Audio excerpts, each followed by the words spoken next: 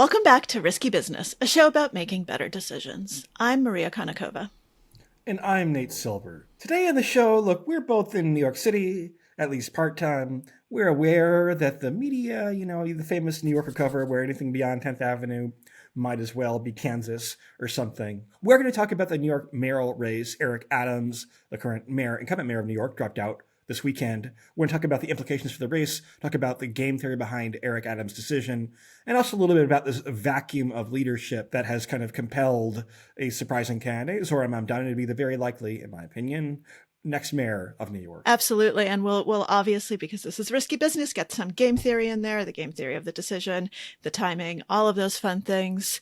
We're going to have a politics-centric show for you today. Before we do that, though, Nate, happy fall. It is officially autumn. Yes, we've talked about this before, whether we thought that, fall started earlier, and we decided that no, it was still summer. We're recording this Monday, September 29th. It is hot as fuck in New York City. It is muggy. It is gross. I mean, here in Manhattan, Maria, it's a whole different microclimate than your neck of the woods. But yeah, it's been a little muggy. It's muggy, it's sticky, but yet it's officially fall.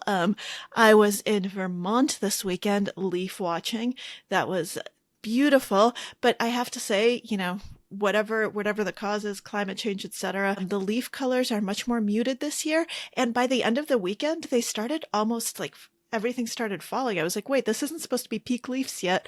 And yet here we are. But it was still beautiful. What if climate change made fall foliage better? Would you favor it then? Yes, absolutely. No, please, please do not take that. Doesn't pollution make sunsets better? Is that a thing? Yes. Smog makes sunsets more beautiful because it filters the colors, in a funny way.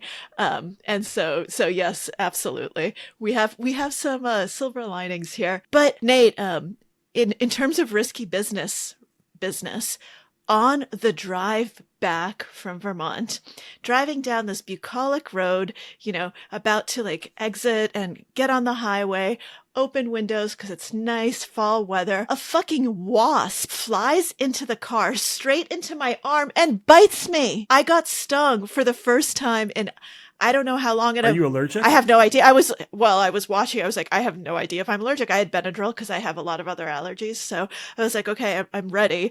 And I'm in the middle of nowhere, Vermont, with no cell reception. So I was like, I sure hope I'm not allergic because this ain't good. Anyway, I'm not allergic. Everything's good. There was swelling. It really hurt. But so yeah, wasp stung me and I thought flew out of the car. About 2 hours later, on the highway, in the middle of the highway, no rest stops in sight, the fucker starts buzzing around in the car. The wasp did not leave the car. So Nate, risky business question, risk calculus, what do? You are on a highway driving 75, 80 miles an hour, and there's a wasp flying around. You can't turn off because you're on a highway. What are you supposed to do? Because that is, you can't just go on. Okay, first of all, Maria, it's Vermont, right? You're not it's not like, we're not in Vermont anymore. Fucking gas station with maple syrup. No, this is now 2 hours later. This is now on the highway in either Connecticut. I think it's in Connecticut. Let's call it Connecticut. Yeah, pull over to the nearest There was none. station. Yeah, the nearest gas station was in 20 miles. Connecticut? Yeah. There's a populated state, pretty much, right? There's a part where it says this is the last rest stop for the next whatever many miles. We had passed that point. No, pull over to the median of the road, put your hazards on, and wait for the. Right? Yeah, is that more risky than a wasp sting? I think it's probably a close call. I was trying to do the risk calculus. I was like, this thing is terrifying. If it flies at you, the risk of swerving and getting into an accident. Anyway, ended up being able to pull over and get the wasp out of the car. Superhero moment, Nate. But that was actually, it's one of those things you don't really think about in your risk calculus when you're talking about driving and all of these things. But that was I don't know why. Maybe Vermont got mad that I didn't love its leaves this year, but it was kind of a final fuck you from Vermont on my way out of the state. Rank the New England states from 1 to 6. In terms of what? Goodness. Oh man, well, I don't know. I'm from Massachusetts. I grew up there, so I'm going to put Massachusetts first because all my family is there. I went to school there. There are lots of things about Massachusetts I don't like. I think that the term masshole is very apt. There are lots of things about Boston I don't like, and yet Boston's a beautiful, it's a city still. Not number one on my list. I think I'm going to put, let me see, Maine, I think maybe number 2, although mosquitoes might put Maine at number 3. I don't know. I hate Maria. Maine is such a fucking clear number 1. Like, what are you even talking about?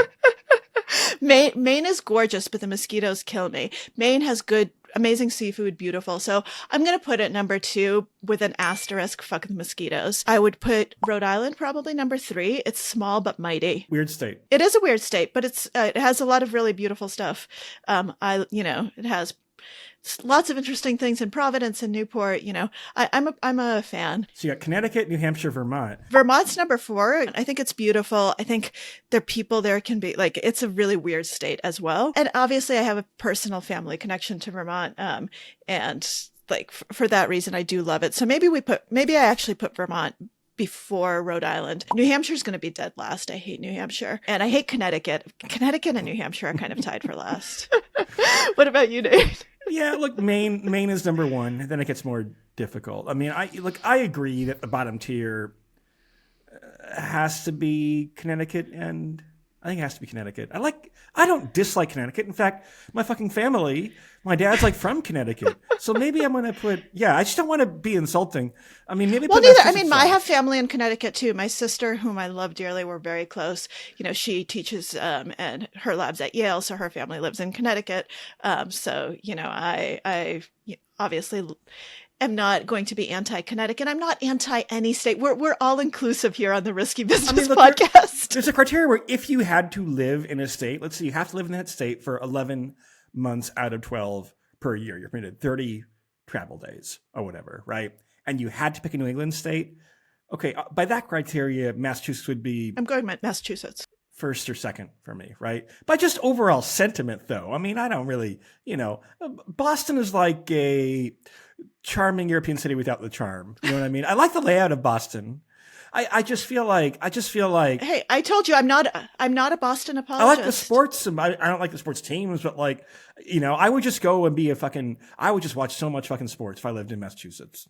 And go to the Encore and play poker. Yeah, absolutely. I think that Boston would actually be a good place for you for, like, if you were forced to live somewhere for a little while. I think you'd, because of the sports, and it has good sushi, Nate. No, you and I would be okay living there. Maria. The food in New England is a problem. Literally, absolutely. Fucking, who's it? Graham? No, the guy who no. invented the graham cracker? We don't want to have food with fucking flavor in it, right? That'll upset our bowels. The food in New England is, yes, an absolute problem everywhere. But at least we can get decent sushi in Boston. Like in Vermont, I really wanted sushi. Like you do not get sushi anywhere near where I was in Vermont. You wanted sushi unless in you Vermont? want to die. I was in a sushi mood. I didn't want sushi in Vermont. I wanted sushi in the abstract, and that's not possible. Anyway, this was fun. We had a good state ranking. My wasp sting is getting better. Fuck wasps. I hate them. I hope I never see one again, although obviously I will. Let's move on to politics. We had some news over the weekend, and again, we're recording this on Monday. You're going to hear it on Wednesday, so if there are any developments in the meantime, we will not have caught them. But Eric Adams announced that he was dropping out of the race for mayor of New York City, and he did this just a few days before, the race already passed the deadline for his name to be removed. So I think it already passed like a while ago. A while ago. Yeah. Okay. Yeah. So Mayor Adams announced that he was dropping out long after the deadline to take his name off of the ballot.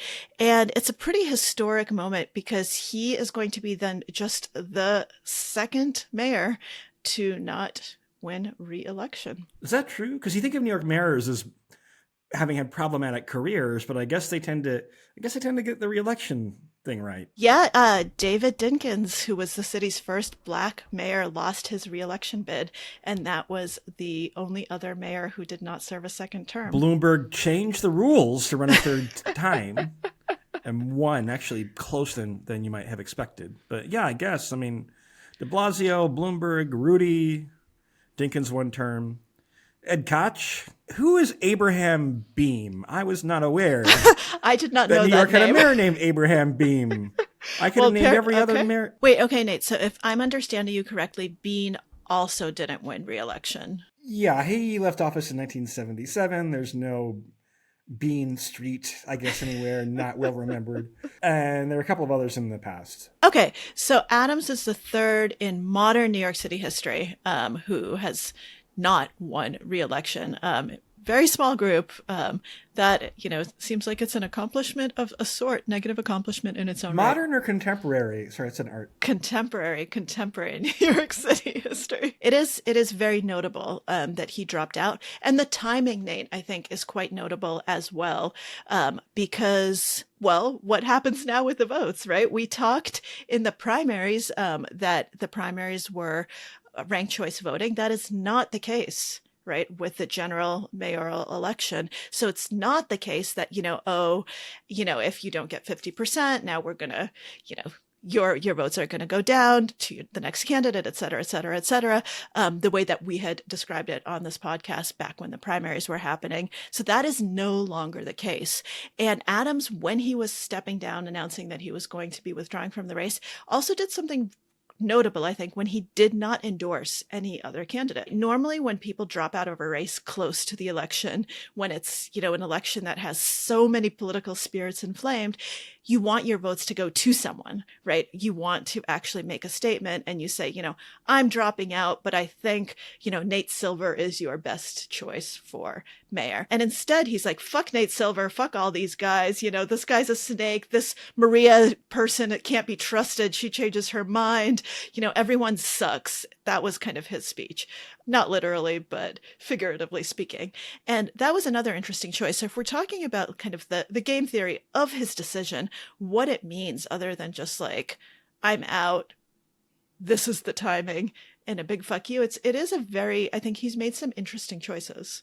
Yeah, look, I've actually tried to model in the context of presidential primaries when candidates drop out, and it's fairly predictable. They basically drop out when they have no shot, right? And they're more likely to drop out if they were once perceived to have a shot, meaning that they have some type of future.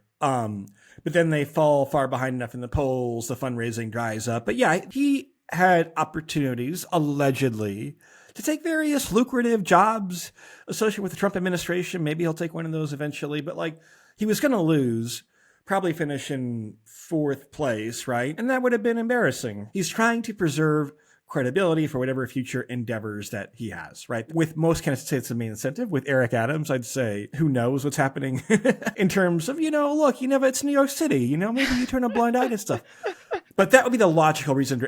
He wasn't going to win. He wasn't going to win. He was at 0% in Polymarket. He was at 8% in the polls. And so, yeah, the game theory is just that, there's a non-zero cost to embarrassment. So, Nate, Polymarket, how long has he been close to zero on Polymarket? So according to Polymarket, we're full disclosure, I'm an advisor.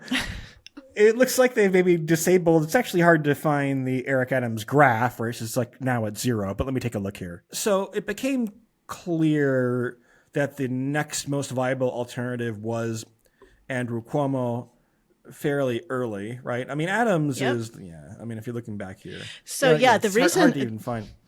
The reason I asked asked that Brad Lander back in the day, yes. Lander.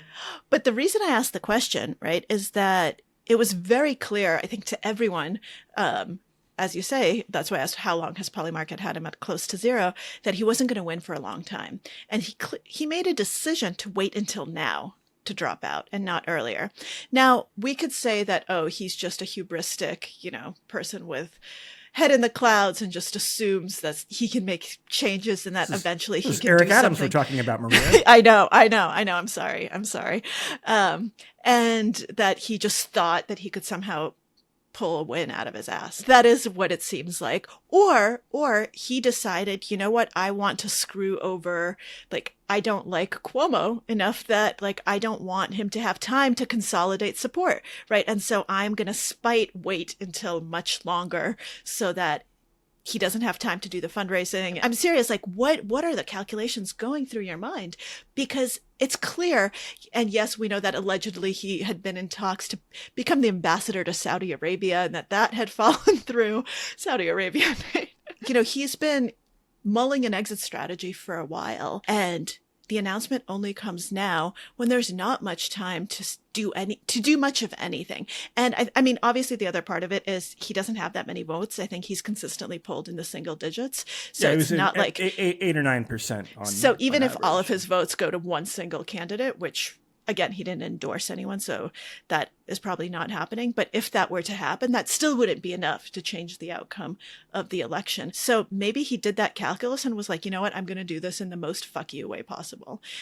Like I said, or maybe he was just hubristic and up until the very end, up until this past weekend, thought, hey, maybe I can actually have a chance. Yeah, look, in multi-way races, you can't have interesting dynamics, right? Where you basically have cascading effects where, like, if one candidate is rising in the polls and a voter is indifferent between them, then that voter might gravitate toward whichever candidate seems to have the most chance, right? Like, there is some evidence that, like, Zoran has his voters, and then Cuomo, Curtis Sliwa, who's a Republican, and Eric Adams are kind of competing for the rest of the electorate, and whether that's 50% or not can be debated potentially, right? So, like, it's not crazy for somebody to think that, like, and by the way, it happened in the Democratic primary where, like, Zoran was polling in a, respectable second place in most of the polls. And originally he was polling at 1%, right? And I think Eric Adams even, like, cited Polymarket at one point to say, hey, people discounted Zoran before. I mean, it's a little flipped around because they underestimated Zoran. Maybe they will again, and he'll win by an even bigger margin than polls show. I don't know. But, like, it wouldn't be crazy for Eric Adams to think this race could, have some unexpected turns if he didn't have so many hard negatives, right? His approval ratings in New York are quite low. The fact that he's buddy-buddy with Trump, there are some Trump voters in New York, more than there used to be, but does not help him on balance with what's going to be probably a fairly young liberal electorate, right? So those hard negatives really, because, he's had opportunities, and also he's the incumbent. He was not intimidating enough to deter Cuomo from running, even when Cuomo was frankly embarrassed already in the primary, is a glutton for more punishment, apparently. Clearly. Right? Yeah. Yeah, and it's interesting because, Cuomo has, I think all of the other candidates except for Silwa have considered potential deals, right? And Curtis Silwa says, I'm not, I think he said... Sliwa, sorry. Sliwa. This is one of those that my dyslexia definitely kicks in. So Curtis Sliwa has said repeatedly that, I'm not dropping out and I'm not giving my votes to anyone else. And he's been pretty, I think, consistent about that. And that is the one candidate who could have probably moved the needle, right, if he dropped out. If there was a force in the party, hypothetically speaking, in the Democratic Party that wanted to prevent Zoran from becoming mayor. So one of the things you mentioned, Nate, earlier in the episode was kind of this Democratic power vacuum and this lack of kind of focus, direction, consensus on the future of the party. Now, you and I talked about this briefly back in the primary, right after Zoran had won, and I think that that's even more true now. It's interesting when the Democratic Party is trying to reach the Republicans to try to take votes away from a Democrat. Like, that doesn't happen that often. When they say, okay, this Democrat is a little too Democratic for us, and so maybe we want to reach out to our Republican counterparts to prevent him from becoming mayor. That's an interesting playbook. Yeah, look, I don't think it's helped. I don't think it's hurt Zoran much that, like, there's such explicit attempts at coordination where, like, every week a new hedge fund billionaire would be like, we can't let this socialist win. Let's get all the conservatives together, right? And it's like, you kind of are making the point for Zoran that, like, it's a bunch of billionaires trying to crowd him out of the mayorship, right? And, like, I think a non-scandal plagued and actually interested in being mayor of New York, Andrew Cuomo might have been a better candidate. I don't know, right? But yeah, you got locked into some very flawed alternatives early in New York. It does have fairly strict ballot laws. It was not possible to get like a new name on the ballot without signatures because the primary was back in June. And so I don't know. I have a lot of respect for Zoran's political talent. But yeah, and I don't know. What do you think about Cuomo? I am not. I'm not a huge fan. Did you but watch the pandemic briefings? I tried. I started out watching the pandemic briefings, and There then wasn't much else to do. This is true. This is true. We were all stuck. I was stuck in my 800 square foot apartment in Brooklyn at the time. No, I remember like going to like was it New Year's 2020? And I guess 2020 is COVID year. It seems like happily so long ago now, Maria, right? And like we were in some fucking restaurant in Brooklyn outdoors and like it closed like the minute at midnight. Anyway, all these fucking rules about outdoor dining, it just kind of brings back those people who have like, oh, I kind of have nostalgia for COVID. Fuck you. You know, no. Maybe if you were in a warm state, right? But not that winter in New York. You know, I think Zoran also benefits from the fact that like the establishment and the Democratic Party has been kind of discredited, right? People, for better or worse, don't really believe that it's going to win elections. And also you have all these leaders who are either, you know, Nepo babies. Is it Nepo or Nepo? I guess Nepo. Nepo. Because nepotism. Either Nepo babies or really fucking old.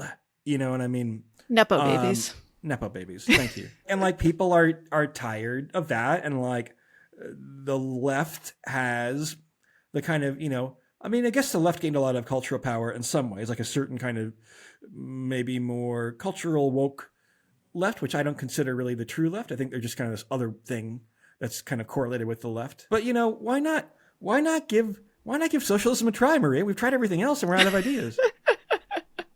No, I mean, I think that it's a really interesting and pivotal moment in the Democratic Party because, I mean, we've talked about this to death, but there is this major power vacuum and lack of direction and lack of understanding of how to win votes. You know, it's mind-boggling to me that a party that used to be able to organize so effectively. I mean, New York was the center of Democratic political organization for so long with, you know, Tammany Hall. Is that a drag queen? No, yes. I mean, Tammany actually, Nate, I'm Probably. pretty sure there must be a drag queen out there whose name is Tammany Hall. And if there's not drag queens, if you're listening to this, please, can we have a Tammany Hall drag queen? But the particular one I am referring to, it would be such a great name, was a New York political machine, which had influence on a national scale. It started in the late 1700s, had a ton of influence in the 1800s, basically engineered, manipulated, did a lot of stuff, some good old-fashioned politics, some more mobby and strong-handed to basically control New York for a very long period of time. Yes, I'm not nostalgic for Tammany Hall. That was, you know, that was corrupt party politic bosses, et cetera, but they knew how to mobilize votes. They knew how to get to people, not in the mob way, but in the actual, you know, mobilizing support way. And, you know, I think that we are now in this moment where there seems to be just a lack of clear direction of how to get that popular appeal and what direction to take to actually be able to attain the levels of popularity that are needed to win elections, to get candidates who are then viable, not just on a state, but on a national level, right? To actually kind of create the next generation of party leaders and figure out, you know, what does the future of the party actually look like? And, you know, we've talked a lot about how the Kamala Harris campaign just completely failed to do this. And you, Nate, actually just had a newsletter out last week, I believe, about Mayor Pete, his appeal or lack thereof among different demographics. And, you know, it's just it seems like there is a vacuum there. And if you remember, you know, when we talk about the future of the Democratic Party, the person who we're talking about today, well, partially Eric Adams, he was once that face, right? People thought that someone like Adams could be the future of the Democratic Party. People were so excited when he was elected, and like that didn't go over so well. How long did it take for him to appoint his brother to the place? Like less than 24 hours, not literally, but it was just like a few days after he'd gotten elected. I mean, the corruption stuff started happening just immediately upon election, and that did not go the way that the Democratic Party thought that it would. But, you know, if people don't remember, like, Eric Adams was not always a disgraced politician. There was like a history of a lot of support and enthusiasm and excitement about him as a candidate. Yeah, I wrote a tweet that people like to resurface sometimes about like, oh, I think Eric Adams is one of the 5 or 10 people most likely to have a bright future in the Democratic Party, right? And then the next tweet was like, by the way, it's because he's high variance. It might not work out, but it might work out. People love throwing that back, right? And it's like they don't actually quote the second tweet. It's all out of context, but you know, whatever. It's the fucking internet, so who cares? But yeah, I was one of those people who thought that like, okay, this is interesting because you have a black candidate who was pretty moderate, especially on issues like policing, where Democrats had moved too far to the left, and New York has never been quite as woke about police stuff as some other cities, right? So I thought this template was interesting, right? That like, you know, given that kind of like the two major constituencies in the Democratic Party were are voters of color. I don't know how I feel about that term, but black voters, especially Hispanic, Asian American, right? And then progressive liberals within this House, we believe yard signs is the other major coalition partner. Like I thought maybe like a minority candidate who's more moderate could interestingly kind of like appeal to both, and might also, you know, one thing that I think is borne out by the literature, but my anecdotal experience too, is that like a woman or a minority candidate tends to read as being more liberal than they are, right? People are applying priors, and Adams kind of overcame that with the ex-cop thing, and just like no one would mistake him for, although he had pronouns in his bio on Twitter, but no one would mistake him for like a far left candidate, right? And I thought that was an interesting combination for a party looking for moderates that aren't this kind of cookie cutter white person type of thing. Oh, absolutely. And then he had, you know, he also always stressed that he had working class roots, right? Which he did. So that was kind of another appealing thing where it's like, you know, ex-cop, more towards the conservative side, but man of the people, kind of more populist. Some of the appeals that we see working from, you know, Donald Trump, right? And the kind of the MAGA-like appeals. He had that. He had the police. He had the minority. And yes, Nate, there actually are some good data points. There's good literature on this that people do make certain assumptions about how liberal or conservative you are based on how you look. So if people looked at the two of us and just saw photographs of us and didn't know anything about us, they would assume that you were much more conservative than I am. Is that right though? It's not. I think no, that's not right. Like it doesn't actually. These are not things that are borne out in reality, but people use incorrect data assumptions all the time. Right, snap judgments when you see someone. And so yes, your point about the fact that made him seem like he'd be more liberal, more attractive to liberals is correct. Whether or not it's actually correct. Who was I to know that you would have a weak spot for Turkish Airlines? I mean, like I would hold out for. I've never flown Turkish Airlines. I'm sure it's nice, right? I would hold out for fucking Emirates or Qatar or something, right? I mean, you're selling a little. I mean, I've there. never flown Emirates, but I have heard that it's really, really nice. And I almost flew in Emirates once to a speaking engagement, and I didn't really want to do the speaking engagement, and it was going to be really disruptive, but I was really excited about flying Emirates first class. I got upgraded one time on Emirates. They're like, here's I don't know, maybe they're trying to improve relations with the Jews or something. I don't know what's going on. See, Nate, maybe you and I would make corrupt politicians. Maybe all it would take would be a few upgrades and all of a sudden we'd have corruption scandals of our own. I think that if we're talking about, like, back to kind of the decision to drop out now, my gut feeling is that this really isn't going to change the race much, right? That it was the timing of the exit and the tenor of the exit makes it seem that it is basically not consequential in terms of the eventual results of the election. Do you agree with that, or do you think that I'm underselling it a little bit? That's just my gut reaction based on everything we've talked about. The math, Zoran was ahead by about 20 points with everybody running, right? Adams had about 9%, right? So if you take the whole 9 and give it to Cuomo, then that closes the deficit to 11, which would start to be a more manageable gap, right? However, he'll probably get 2/3 of it. So it winds up like reducing Zoran's lead to 15 points. And like 15 points is a sizable edge as of the time we're speaking, Maria. We still have 5.5 weeks to go. The whole World Series of Poker is almost this long, right? There's still a while. There's a time for a one-outer night. I think he's drawing to an inside straight. I think we're using that fucking correctly, that analogy. I mean, his odds at Polymarket are 14%. In my newsletter today, I said I'd probably tweak those down to 10%.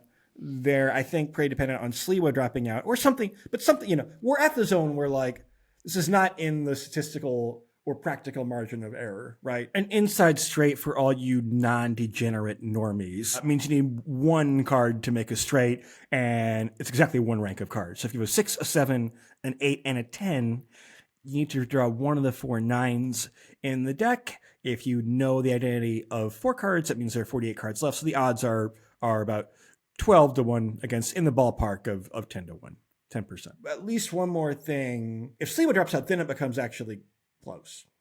Okay. But you need like a change in the narrative, or you need Zoran to fuck something up or some new scandal or something that, like, I mean, the problem is, like, a lot of things that would be like October surprises would be like what if Trump sends the National Guard to New York?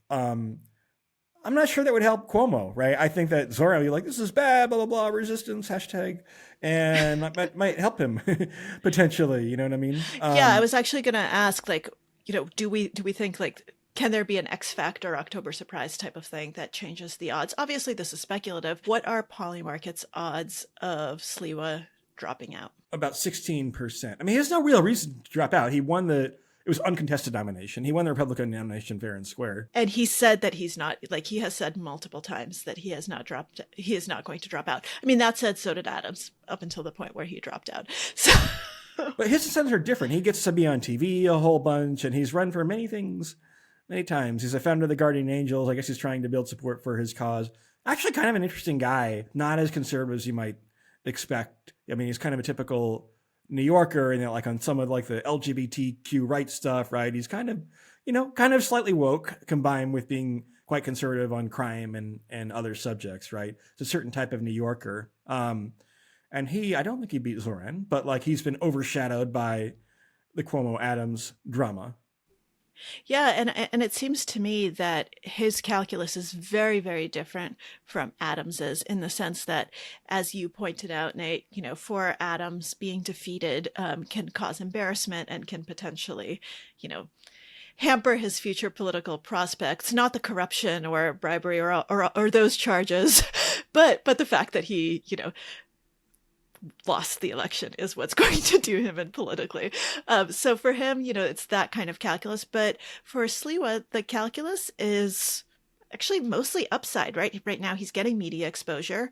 It's not negative media exposure. He's getting to speak. He's getting to voice opinions. Like, it's actually completely different. Up until, he probably knows he's not going to win, and it doesn't matter, right? Because he is setting up for a better political future for himself by staying in the race. And so the game theory, I think, just is not there for him. Why in the world would he drop out and give his votes to Cuomo or to anyone else? That being said, if he doesn't drop out, then Adams's decision to drop out basically changes nothing in terms of in terms of our calculus of who is going to win the race. Again, we don't know if there's going to be an X factor. Maybe someone is busy out there, preparing to drop a bombshell news item that we don't know about. But you already would have dropped it though, right? In a 2-candidate race, it's a little different, right? But you would have dropped the bombshell. And also you had the primary, and like right in the primary, Zoran kind of came not quite out of nowhere, right? But it was a relatively quick rise. It's been a fucking slow, like why we have these fucking primary in June for a general election in November. I'm not sure I understand that you need that much time to campaign anyway. The June timing is supposed to help incumbents because all the rich people are out in the Hamptons or Vermont, Maria, for example. Wait, is that true? Is that the reason for the June timing? That's something that people who have knowledge about city politics tend to believe, is my understanding. I phrased that oddly. No, I get what you were trying to say. I did not know that. I was always curious about why the timing was what it was, but I guess that makes sense. By the way, yeah, you alluded to before, like Cuomo, Adams, we're kind of counting on the machine type turnout where you're good at getting your voters out. The problem actually for Cuomo in the primary was that like turnout was quite high relative to mayoral primaries, right? So he probably got the voters he expected to get, but Zoran brought up people that had not voted in these primaries before. Yeah, so Zoran in a way was able to activate that machine better than the old Democratic establishment like the machine is kind of fucking broken. Exactly. Nobody likes the machine. So that's the point. So Zoran as the individual it's like one of those McDonald's ice cream makers. It's like always broken. There's no scam to get the repair guy in, apparently, or something like There's that. There's a website that actually tracks those McDonald's machines, and you can see where the ones, it's basically all broken, but where the functioning ones are. I found that quite amusing. Never tried the ice cream at McDonald's, but I for some reason know this little bit of information and find it very funny. But yes, that's a good analogy. I think that the ice cream machine is definitely broken in most locations in New York, and Zoran was able to come out with his Mr. Softy little cart and blare his song. If we're going to continue this analogy. Do you ever eat chain fast food? No, I don't. Oh. I've had McDonald's fries. That's the only thing I've ever eaten. Wait, you've never had a Big Mac? No, I've never had a Big Mac. Are you American? I am. What? I am. You've never had a Big Mac? I've never had a Big Mac, Nate. Would you have one? Can we still be friends? Would you have one? I mean, if forced to, I might try a bite just to say I've tried it. It's kind of a good sandwich. I don't really want one. It's pretty good. I like burgers, but I'm more of like a Minetta Tavern Black Label burger type of person. So you've never been to like an airport where because they always have the fucking they have the local fucking concession that's some terrible fucking airport specific version, right? I'm a big fan. You got the McDonald's, you got the Wendy's at the airport. I've never been to Wendy's. I've never been inside a Wendy's. I've never been to Burger King. Never been inside a Wendy's? No, I've never been inside a Burger King. I've never eaten anything from either one of those establishments. Never been to Arby's. I have been to In-N-Out. I've eaten an In-N-Out burger. And I've eaten Shake Shack. But I went to Shake Shack back when Shake Shack was in the park, when the line was like all the way around. I still did. That was before I lived in New York. I was a teenager when it opened, and I remember being so excited. I came to New York and I stood in that line for I don't know how long to get a Shake Shack burger and concrete. That and In-N-Out is I think more fast foody. That is the closest that I have come to trying fast food burgers, Nate. Five Guys. I tried Five Guys when Five Guys first came to New York. Does that count? It's the higher end. You gotta get into anything beyond Wendy's is too high end, right? By the way, I own stock in Shake Shack because I'm they get people like you, Maria, to eat fast food. And that seems like a good business model. Yeah, you know absolutely. What I mean? People would never be caught dead setting foot in a McDonald's, right? They're like, "Oh, Shake Shack, this is premium. This is premium." Have you had Chipotle? Yes, I have had Chipotle. Okay. I mean, that's in the premium zone still, I think. But like, anyway. Yes, I have had Chipotle, and it was actually, I think Chipotle would be my go-to if I had to go to like, if I had to pick a fast food place. I think Chipotle has the highest quality, freshest ingredients out of the things that. Chipotle is the restaurant I've probably eaten at the most times in my Really? life, right? Yeah, because like I used to like fucking play. When I left my consulting job, I played poker online for a few years, right? And I'd always, I don't know, I'd stay up all night and then be like fucking famished in the afternoon. And I lived like equidistant in Chicago between like three Chipotles. And so I would like diversify which of the three Chipotles I went to.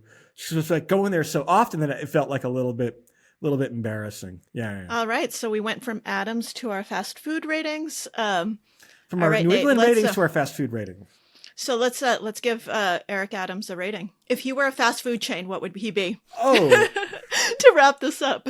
I mean, he'd be like a little. So here's the irony. I don't think that New York City is doing so badly at all, really, right? Our crime is lower than in comparable cities.